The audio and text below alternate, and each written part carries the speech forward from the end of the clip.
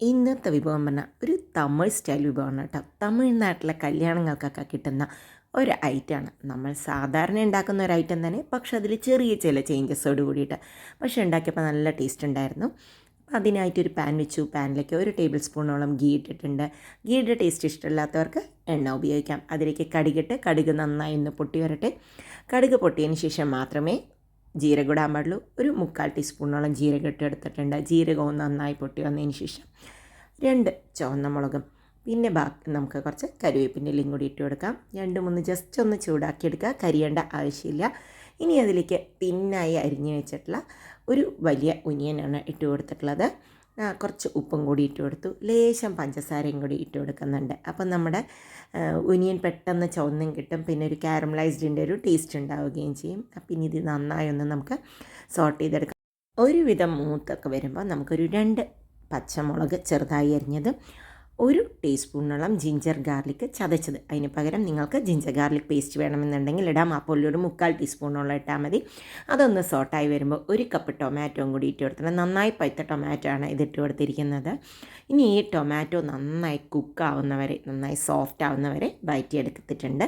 അതിലേക്ക് ഒരു 1/4 ടീസ്പൂണോളം മഞ്ഞൾപ്പൊടി, പിന്നെ ഒരു നല്ല എരിവിനാവശ്യത്തിന് മുളക് പൊടി, 1 ടീസ്പൂണോളം മുളക് പൊടി. ഇത് ഇത്തിരി എരിവോടുകൂടി ഉണ്ടെങ്കിൽ ആ ടേസ്റ്റ്. ഒരു 1/2 ടീസ്പൂണോളം മല്ലിപ്പൊടി, ഒരു 1/2 ടീസ്പൂണോളം ഗരം മസാലയും. നിങ്ങൾക്ക് മസാല കുറച്ചും കൂടി കൂടുതൽ വേണമെന്നുണ്ടെങ്കിൽ ഇതിൻ്റെ അളവൊക്കെ കൂട്ടാം. എനിക്കൊരു മൈൽഡ് മസാലയിലാണ് കഴിക്കുന്നത് ഇഷ്ടം, ഞങ്ങൾക്ക് എല്ലാവർക്കും. അപ്പോൾ അതിനെ ഒന്ന് ജസ്റ്റ് ഒന്ന് മിക്സ് ചെയ്തിട്ടുണ്ട്. കുറച്ച് മല്ലിയുടെ ഇലയും കൂടി ഇട്ട് കൊടുത്തിട്ടുണ്ട്. എന്നിട്ട് ഇതിനെ നന്നായി ഒന്ന് മിക്സ് ചെയ്യാം. മസാലപ്പൊടികളിടുമ്പോൾ എപ്പോഴും ചൂട് കുറച്ചിട്ട് വേണം ഇടാൻ, ഇല്ലെങ്കിൽ മസാലകൾ കരിഞ്ഞു പോവും. അതെല്ലാം മിക്സായി വരുമ്പോൾ ഒരു 3 മീഡിയം സൈസ് പൊട്ടറ്റോ ഇവിടെ വേവിച്ച് വെച്ചിട്ടുണ്ട്. ചെറിയ ക്യൂബ്സായിട്ട് മുറിച്ചിട്ട് ഉപ്പും മഞ്ഞൾപ്പൊടി ഇട്ട് വേവിച്ചതാണ്. പക്ഷേ എനിക്ക് തോന്നി മഞ്ഞൾപ്പൊടിയൊന്നും ഇടാതെ അത് വേവിച്ചതാണെങ്കിൽ ഇത് നല്ല റെഡ് കളറിൽ കിട്ടുമായിരുന്നു എന്ന് കേട്ടോ. അപ്പോൾ ഇതെല്ലാം മിക്സ് ആയിട്ടുണ്ട്. മിക്സ് ചെയ്ത് വന്നു കഴിഞ്ഞപ്പോൾ എനിക്ക് ടേസ്റ്റ് ചെയ്തപ്പോൾ ഉപ്പ് കുറവാണെന്ന് തോന്നിയതുകൊണ്ട് കുറച്ച് ഉപ്പും കൂടി ഇട്ട് കൊടുത്തിട്ടുണ്ട്.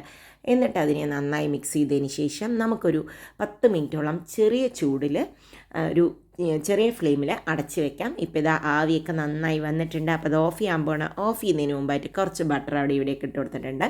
ആ ബട്ടറിൻ്റെ ഫ്ലേവറും നന്നായിട്ടുണ്ടാവും. അതിന് പകരം ഗീ വേണമെങ്കിൽ നിങ്ങൾക്ക് മുകളിലൂടെ ഇട്ട് കൊടുക്കാം. കുറച്ച് മല്ലിയുടെ ഇലയും കൂടി തൂവി കൊടുത്തിട്ടുണ്ട്. അതുപോലെ തന്നെ ലേശം ലെമൺ സ്ക്യൂസ് ചെയ്തിട്ടുണ്ട്. ഇത് ഓപ്ഷനിലാണ്, നിങ്ങൾക്ക് വേണമെങ്കിൽ മാത്രം ലെമൺ സ്ക്യൂസ് ചെയ്താൽ മതി. എന്നിട്ട് അതിനെ നന്നായി ഒന്ന് മിക്സ് ചെയ്യുക. ഇത് ചോറിൻ്റെ കൂടെ കഴിക്കാനാണ് രസം. അവിടെ തമിഴ്നാട്ടിലൊക്കെ ഇത് കല്യാണ വീട്ടിൽ കിട്ടുന്ന ഐറ്റം ആണെന്നാണ് ഞാൻ കണ്ടത്. അപ്പോൾ ഇത് ചോറിൻ്റെ കൂടെ കഴിക്കാം, അതല്ല ചപ്പാത്തിയുടെ കൂടെ ആണെങ്കിലും അടിപൊളി ടേസ്റ്റ് ആയിരുന്നു. വളരെ സിമ്പിളായിട്ട് ഇന്ന് നല്ല ടേസ്റ്റി ആയിട്ടുണ്ട് ഇത്. അപ്പോൾ എല്ലാവരും ഒന്ന് ട്രൈ ചെയ്ത് നോക്കൂ. പൊട്ടറ്റോ എന്തായാലും നമ്മൾ ഉണ്ടാക്കും. അപ്പോൾ ഇത് ഈ രീതിയിലൊന്ന് ട്രൈ ചെയ്ത് നോക്കി കമൻറ്റ് ചെയ്യുമല്ലോ. ബൈ.